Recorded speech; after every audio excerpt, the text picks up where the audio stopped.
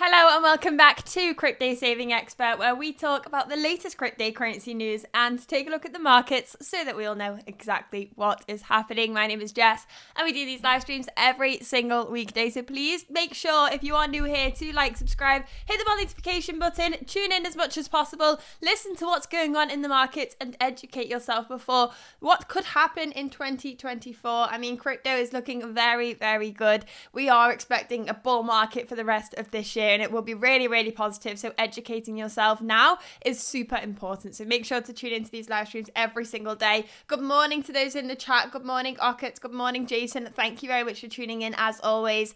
Let's take a look at what Bitcoin's doing this morning. So Bitcoin's at $43,085 here, up so very slightly in the last 24 hours by 0.4%. And overall in the last week, both Bitcoin and Ethereum are green there. So it's still really nice to see that we are holding these price points. If we take a look at the biggest gainers of the day, you can see that Chainlink is here once again. Chainlink has been rallying for the last couple of weeks now. If we take a look at the daily chart, you can see that on the 26th of January, we were trading down at $13. We are now up to $19. It's had another significant breakout. Now, a lot of you know that I am a huge fan of Chainlink. It is performing very, very well. I'm disappointed because I wanted to get more, but that's my own fault at the end of the day. There's still some opportunities in the markets here. Let's see what else is going on in here. So gainers of the day, we've got Decred up 6% as well.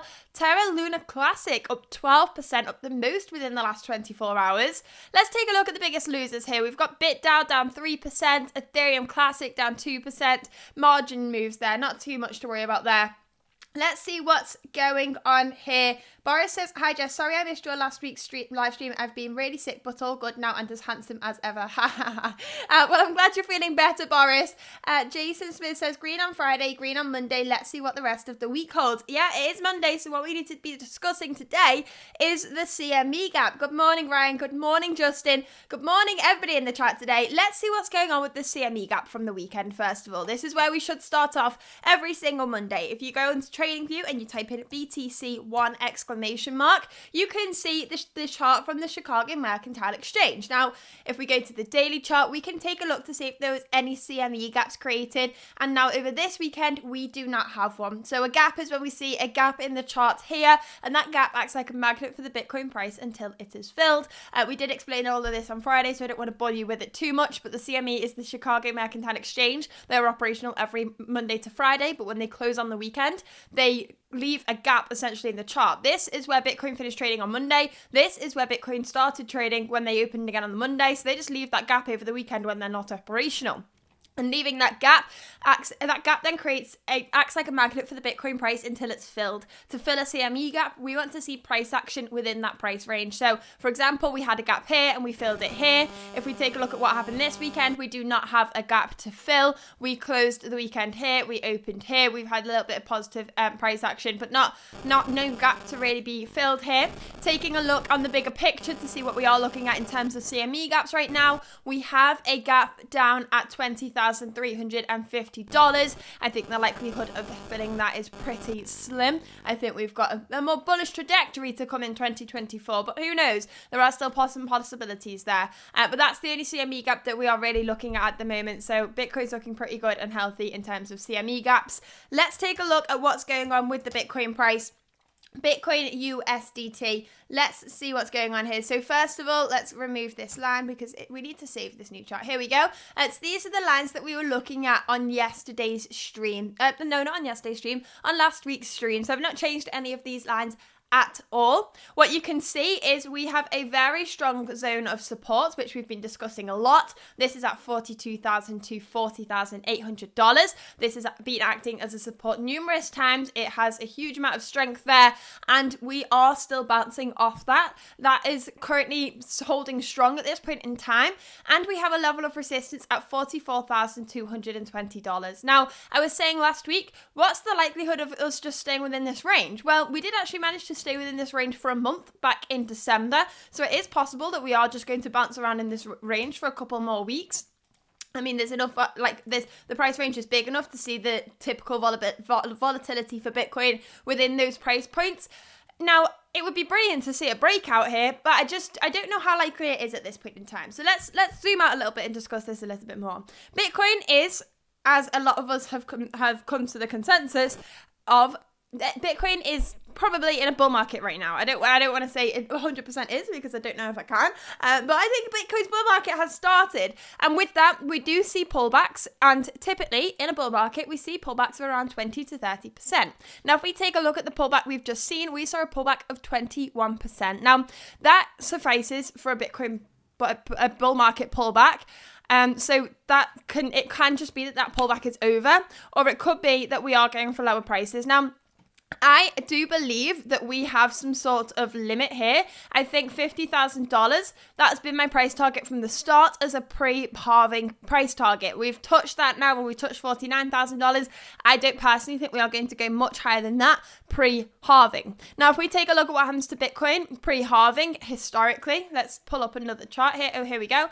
Pre-halving historically, we do see a bit of a pullback. So prior to the previous halving, Bitcoin moved to the upside 340%. Now, obviously, Bitcoin is much bigger here, so we haven't seen such a big increase. We've seen 216% move to the upside. So we've seen this initial rally, and I believe that is what we've seen right here. Now, we are now a few months prior to that Bitcoin halving, where this yellow line here is here, where this yellow line is here.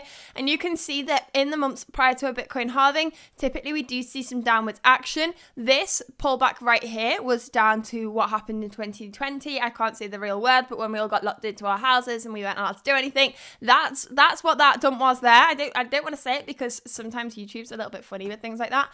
So what we can see is pre-halving, typically there is a bit of a pullback. I wouldn't say we'll see something as dramatic as this. That was a black swan event, but we could see some bearish price action within the next couple of months. And that's what I want to be prepared for here. Now, with that in mind, we know that post-halving, typically Bitcoin goes super bullish. So it's not all bad saying that we could have some downwards momentum within the next couple of months. A lot of people are saying, look, Bitcoin ETFs are here. BlackRock's buying like a stupid amount of Bitcoin every single day. This time's going to be different. I don't believe it will be. I don't believe this time will be different. I think with these ETFs, yes, it's brilliant. Yes, it's super bullish long term.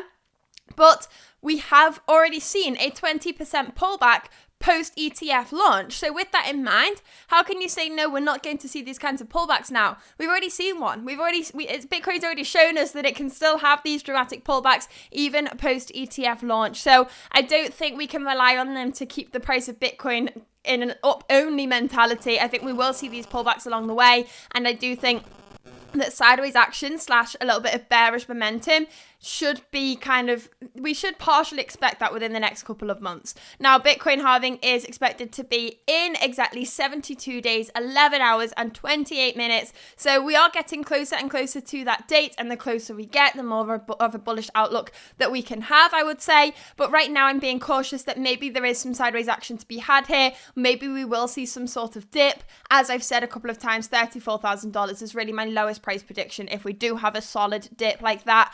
But we have some other levels of support that we could be keeping an eye on prior to that $34,000 level. Let's take a look at what's going on in the chat. Jason Smith says, I don't mean to play devil's advocate, but I think there is a little more of a pullback to come, maybe another 2 to 3K, then boom. Well, yeah, this is potentially what I'm thinking here. Now, we do have some solid levels of support to be watching out for. So initially we have that zone that I was talking about that has a bottom of $40,800. Then we have another level of support, which is at $38,000. This was used a lot in the previous bull market as well. And we have one here at $35,500. Now, the reason I'm highlighting the $34,000 level so much is because if we look at the liquidity zones here and we pull up the 6-month chart, you can see that a lot of traders will get liquidated if Bitcoin's price hits $34,000. Now, what does Bitcoin do? It likes to take the path of most pain. So that's that big yellow zone there. Bitcoin hits $34,000. You can see that that's going to act like a magnet for the Bitcoin price. Now, with that in mind, I'm saying yes, if we come down to $34,000, those traders will be in pain. Because there's so much volume there, we may even see a big wick to the downside with those traders getting liquidated. Then hopefully, I would hope that gets bought up pretty quickly and ends up just to be a wick. And then we could start hopefully climbing to higher prices post Bitcoin halving. But there's a lot to be kind of keeping an eye on here. Obviously, the markets are constantly changing. We have some really solid levels of support here, but I always like to go off what's going on from the recent trends, what's going on in the 4-year cycles, how Bitcoin's acted in previous cycles, and try and project that onto what's happening in this cycle, because the trend is your friend until the end. The trend does work in our favor until it breaks. We don't know when this trend is going to break, but I believe the 4-year cycles are a pretty solid trend, and the best tool that we have to help us make a prediction on what's going on with Bitcoin. So I like to use that at all costs. I don't like to think this time will be different. I always just say, look, if I'm gonna trade it like it's any other 4-year cycle. If that trend breaks, then we're all struggling. We don't really know what we're going off at that point in time anyway. So I always take a look at the 4-year cycles, take a look at what's happened in previous cycles. This is how I manage my portfolio. This is how I predict the prices of Bitcoin, and constantly looking at what's happened in previous cycles. And I do think that is super important. Let's take a look at what goes on here. Jason says, move your phone away from the mic. It's causing some interference with the audio. I have just done that. Sorry. Thank you very much for letting me know there. Jonathan says there is an inverse head and shoulders on Bitcoin. Let's take a look at this. I mean, if we're zooming into the smaller time frames on the 4-hour chart, and we take a look here. Do you mean here? Is this where you're looking? I think on the daily chart this looked healthier than that. If we take a look here, I would say that's already been rejected. So we've got like a support there, and you could say that we have an inverse head and shoulders pattern here, but we've already been rejected here. How many more times do we get rejected before we say it's broken? Yeah, I don't feel too comfortable with that as a prediction. We can zoom in and see if we have any solid levels of support and resistance here. Let's see what we've got here. I think we have a solid level of support running across here, actually. If we zoom in there, you can see there's a level of support on the 1-hour chart pretty strong there. That is currently at $42,315. If we take a look at what's going on with the resistance, we are actually in a pretty nice triangle here on the 1-hour chart.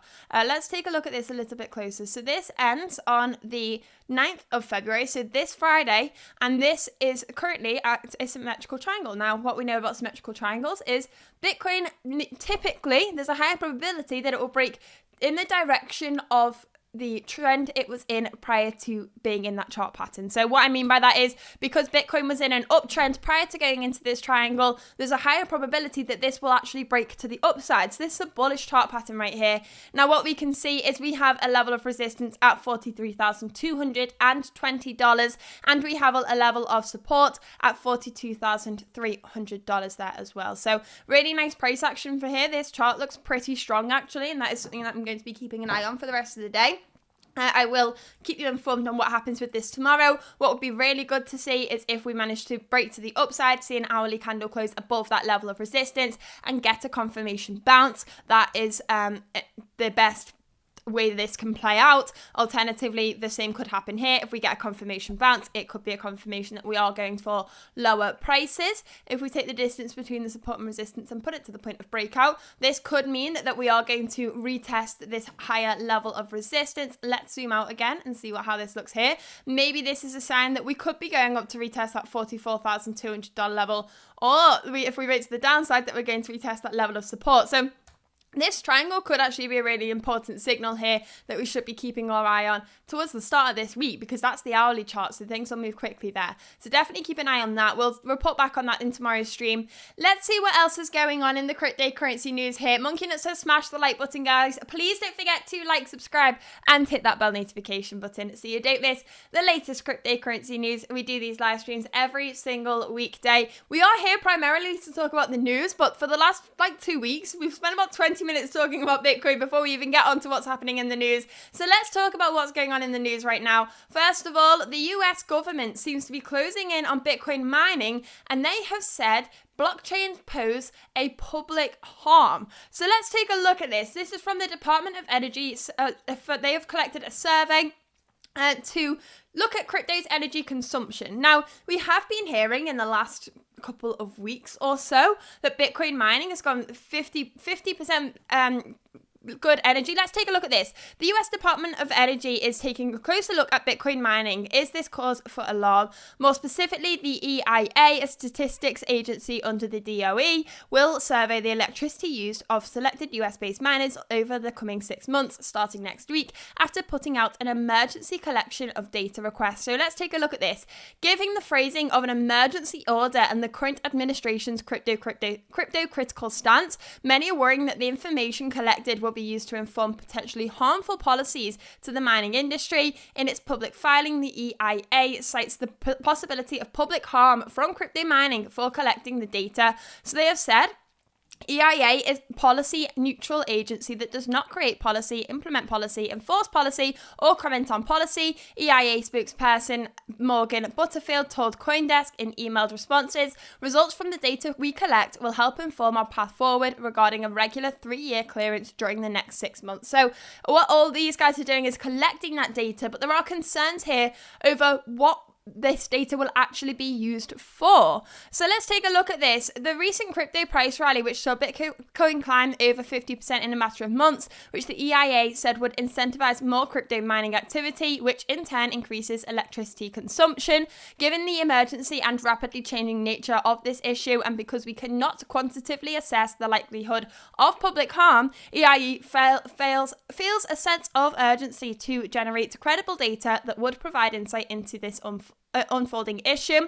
So they said they are looking at 150 facilities here to see what's going on with cryptocurrency mining, how much energy is being used, how much of this is renewable energy. Going to take a look at all of the details, take a look at the geographic areas of high growth, see what's going on here. Basically, they're saying, look, Bitcoin mining uses a lot of electricity. The price is also increasing. The desirability of becoming a miner is increasing. We need to take a look at this. We need to get some statistics together and see what's happening here. Now, as we all know, the US government don't have too much of a positive stance when it comes to cryptocurrency. So there are some people reading this article today and saying, well, this isn't going to be positive. This isn't going to end well. If they're getting some data on the mining industry, and we all know by now that Bitcoin only just surpassed 50% renewable energy usage for mining like 2 weeks ago once again. So we're fluttering at that level.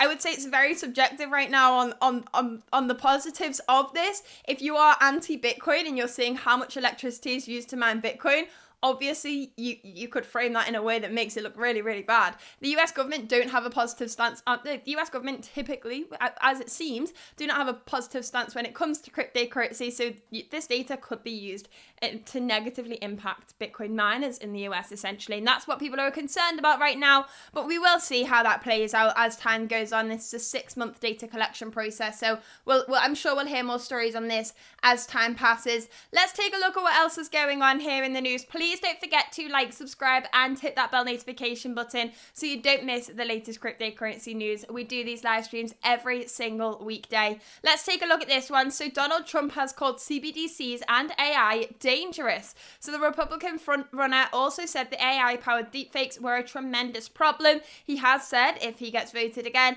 he will ban CBDCs and not let them become a thing. He said his attacks on CBDCs, calling them a very dangerous thing, and he said something has to be done about this and it has to be done fast, saying AI was maybe the most dangerous thing out there of anything because there is no real solution. So hearing those points of view today, I think a lot of people can actually agree with these 2 points.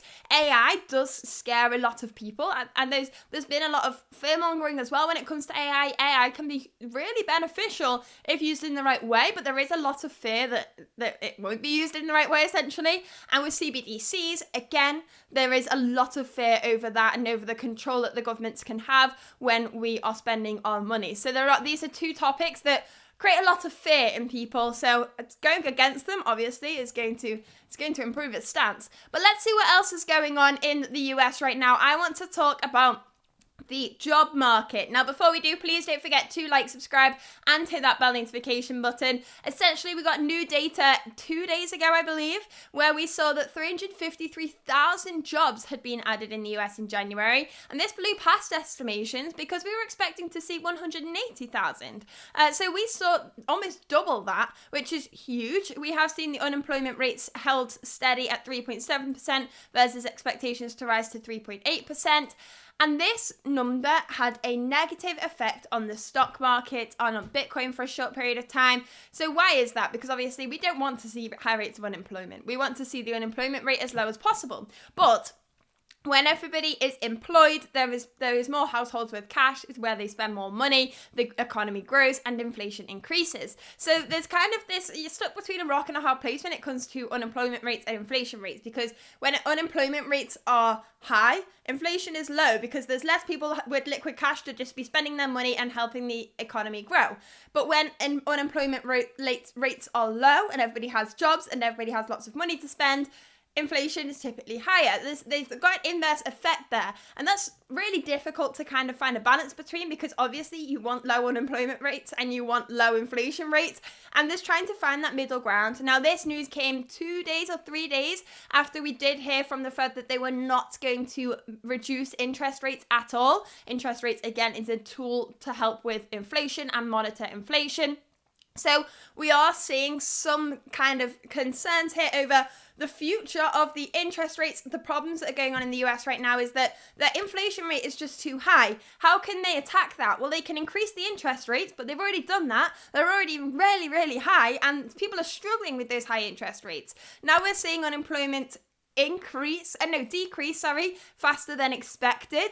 This is beneficial for the day-to-day person, but raises more concerns when it comes to the US's next move for interest rate decisions and for trying to reduce inflation as well. So it's all very difficult to kind of find a happy medium in. And this, obviously, as I've just said, does negatively impact the markets. If the markets are saying, look, unemployment is reducing much faster than expected, this is bad for the economy, this is bad for inflation, this could mean that interest rates need to stay up higher than expected, we are going to see the stock markets move to the downside slightly. Now, if we take a look at what's gone on with the S&P 500 and the hourly chart, all very quick moves here. In fact, it might already be on this article, I believe. Let's take a look here.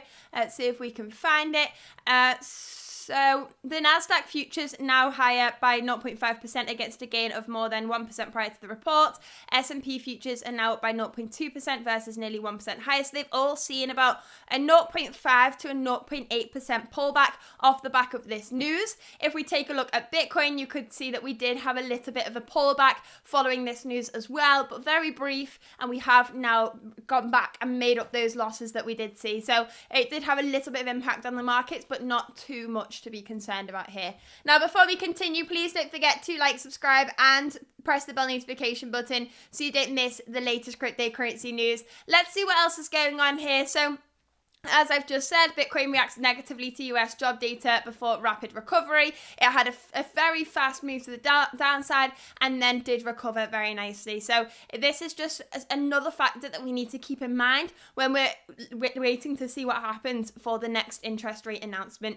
Ideally, what we all want is low inflation, low interest rates, and low unemployment. But we just can't have all three, and we need to find a happy medium. But let's take a look at what else is going on here in the market. So FTX files to sell 7.84% stake in AI company Anthropic. So, the bankrupt cryptocurrency exchange plans to raise more capital from its sale. We all know that FTX have been selling a huge amount of the various stocks that they hold to get liquid cash within the last couple of months. We've seen them dump a huge amount of Grayscale's Bitcoin Trust stock, essentially trying to find the liquid cash to repay their customers. They are saying that they will repay their customers in full. Now, I believe that they are actually only paying their customers back in full for the value of their assets at the time that FTX filed for bankruptcy. Now, at that point in time, Bitcoin was down at $16,000. So those people still aren't very happy, even though it's in full. It's not a great time to see that. Now, we have also seen as well within the last year or so a huge amount of people buying other people's FTX accounts, basically buying the claims, trying to make a profit from that. So this is a poor outcome from those investors as well, because there was a high possibility that FTX users were going to get their funds back when we were looking at the hopes of an FTX exchange relaunch, when we were saying, look, they've got all of this liquid cash that they're getting their hands of. But now to see that they've said FTX is not relaunching as an exchange, customers are getting paid back what they had at the time of the bankruptcy, those claim investors won't be too pleased, because Bitcoin has moved a significant amount since then. Let's take a look at what's going on here. So they have chose to sell their Anthropic shares as well. So they have a 7.84% stake in the AI company, but they've said, look, we need to sell this. We need some liquid cash. If granted, this sale could help them raise $1.4 billion for the bankrupt entity. Their 300% return on investment so let's take a look at this. The investment by FTX into Anthropic could be seen as one of the few successful decisions made by SBF during his time as CEO, because the investment is 3 times up, and they invested $500 million. So they could get a nice $1.4 billion outcome from this. So still positive there. It's good to see, because FTX need all the funds they can get to repay their customers as much as possible. What we don't want to see is FTX say, look, we've got nothing. That'd be the worst case scenario at this point. But let's see what else is going on in the news today. So this is a more bullish article. This is the article I was very happy to see this morning when I was taking a look at the chart. So ARK Invest has actually advised 19.4% allocation to Bitcoin for the ideal institutional portfolio. So we all know ARK Invest is super bullish on Bitcoin, but let's take a look at this. In their 2023 research report, they stated their belief that a Bitcoin allocation of 19.4% is optimal for an institutional portfolio. Now, what they've said here is the report also delves into the research findings, emphasizing the technological convergence of blockchain, AI, energy storage, and robotics. A large portion of the report focuses on Bitcoin portfolio allocation, assessing the performance of the asset since its inception, including a more detailed examination of its past 3 years. ARK includes data assessing Bitcoin's performance over longer timeframes compared to other major traditional investment assets. For instance, they included a metric showing that over the last 7 years, Bitcoin's annualized return averaged 44%, surpassing the 5.7% average of other major assets. They're saying, look, Bitcoin can perform incredibly well compared to other assets. Having exposure to this is really important. Obviously, Bitcoin suffers from bear markets as well, extreme bear markets. So obviously, they can't just say 100% should go to Bitcoin, which I'm sure they would want to, really. So they're looking at saying, look, 19.4% is the perfect allocation for Bitcoin. Hopefully, people take on this advice. Now we've got these Bitcoin ETFs. Institutions can get exposure to this asset faster than ever, easier than ever. The barrier to entry is incredibly low thanks to these ETFs, and there's a huge opportunity here. So we could see a huge amount of adoption here, and I think it's really exciting to see this. Let's see what else is going on in the cryptocurrency news today. Please don't forget to like, subscribe, and hit that bell notification button. I'm going to have a sip of my coffee. I always let it go cold because I always forget to, I go and make one before I press go on the stream, and then it just sits in front of me for the entire stream, because when am I going to drink a coffee when I'm on stream? I don't know why I do it, but I do it every single day, and then it has to go in the bin. Let's see what else is going on here in the news. So Meta's Reality Labs loses another $4.6 billion in Q4. So Meta's development let's try that again. Meta's department tasked with spearheading metaverse development continues to rack up losses quarter on quarter. Now, we've all seen these articles over and over again because we continue to see these losses. They have taken a really big challenge on here. Now, obviously, Facebook rebranded to Meta. When did they rebrand? 2022? 2023, I want to say. It feels like it was a long time ago now, and they wanted to focus their efforts on the metaverse. I do believe this was in 2022. This was when the metaverse was a huge, exciting topic. Everybody was talking about it, and now the hype around the metaverse has dramatically decreased. People have been in the metaverse, people have looked at metaverse projects and seen this isn't really what it was hyped up to be. The quality of a lot of the metaverses out there are just not good enough. People are not going to transfer over to using the metaverse when the quality is so low, and there's a real problem there. Now, Meta obviously getting in and trying to focus on the metaverse and what they can do it's really important. They are a big company. I'm sure their UI would be much nicer than a lot of the projects that we see right now. And also we need to be aware that if metaverses start to perform well again, Meta could have had that first mover advantage when it comes to these big companies and really push themselves ahead of the crowd. I'm sure that's what they are aiming to do here. I'm sure that they are looking at this and saying, look, we're here for the long game. We want to be doing all of this research, building all of these things, and then when the metaverse does have its time, we're ready. We've got that first mover advantage. We are prepared, and we have built something amazing. So I think that's what they're thinking here. Whether it pays off, who knows? It was a big step here for Meta. Let's take a look at this.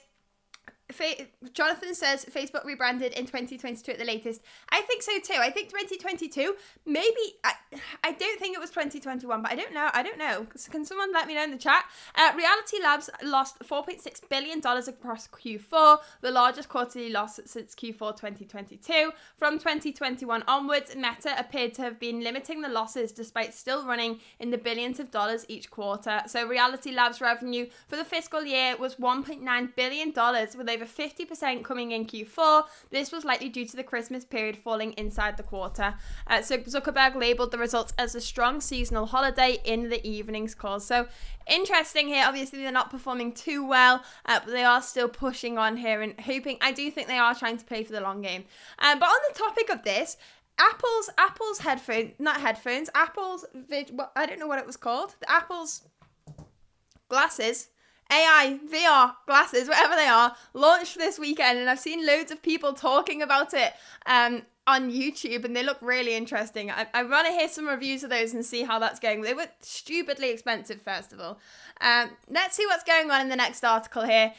So AVAX link and TAO lead as Bitcoin consolidates. So we have seen some altcoins outperforming Bitcoin within the last couple of days. We've been speaking about this a lot on the channel about how altcoins could start to have their move here, especially if Bitcoin sees some sideways action. If Bitcoin has a rally and then sees some sideways action, that sideways action period is where some altcoins really tend to perform well. So this is what we're seeing right now. Bitcoin is going sideways and the altcoins are looking to take those gains there.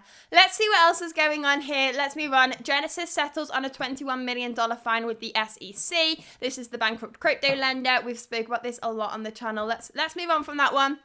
We've got the Department of Justice charges 3 people in connection with $400 million SIM swapping scam. So the US Department of Justice has charged 3 individuals with stealing $400 million from FTX. Just after FTX filed for bankruptcy in November 22, the exchange suffered a compromise that saw hundreds of millions of dollars drained from the exchange. At the time, many people theorized and alleged the incident may have been involved SBF or other FTX insiders using a backdoor to the exchange to siphon the remaining funds. However, the Department of Justice now believes it has identified the individuals responsible for the attack.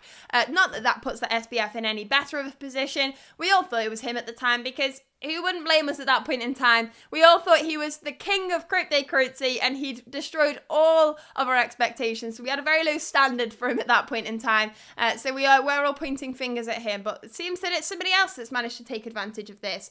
Let's see what else is going on here. Monkey Nut says in the chat, the VR community isn't impressed with Apple headset. Interesting. I'm going to watch some YouTube videos on it today because I've seen people doing lots of reviews there. Interesting stuff. Let's see anyway what's going on with Bitcoin before we close off today's stream. On the 1 hour chart, we have this triangle, as we said earlier in today's stream. Level of resistance at 43,200, level of support at 42,300. We did come into this from the downside, so there's a higher probability that we will break to the upside, but nothing's definite in this world. What we can see here is we have a level of a zone of support, I should say, at $42,000 to $40,800, and we have a level of resistance at $44,200 there as well. So definitely keeping an eye on all of those points. It will be interesting to see if we get a breakout. For me, a breakout is when we see the candle close above or below a level of resistance, not just immediate price action. So on the 1 hour chart, if we see a candle close above that $43,220 level, then we can start being a little bit more excited about what's to come. Maybe that's the sign that we would retest that resistance after all. But we will keep an eye on that. We will report back to that on tomorrow's live stream. So make sure to tune in tomorrow at 11 a.m. UK time. We do these live streams every single weekday. And I would appreciate it if you tune in and educate yourself about the best space in the world. Cryptocurrency has a very positive future, fingers crossed. And in 2024, hopefully there will be some big gains. So make sure to educate yourself about this space. Make sure to tune into these live streams every single day. Make sure to join the CSE Plus Discord so you can stay up to date with the latest trends, the latest market swings, and see what people are talking about. We're also talking a lot about airdrops in the CSE Plus Discord group at the moment as well. So if you want to stay up to date with all of that stuff, make sure to check that out. But that's all we have time for today. So thank you very much for watching, and I will be back here tomorrow. So I will see you all then. Goodbye.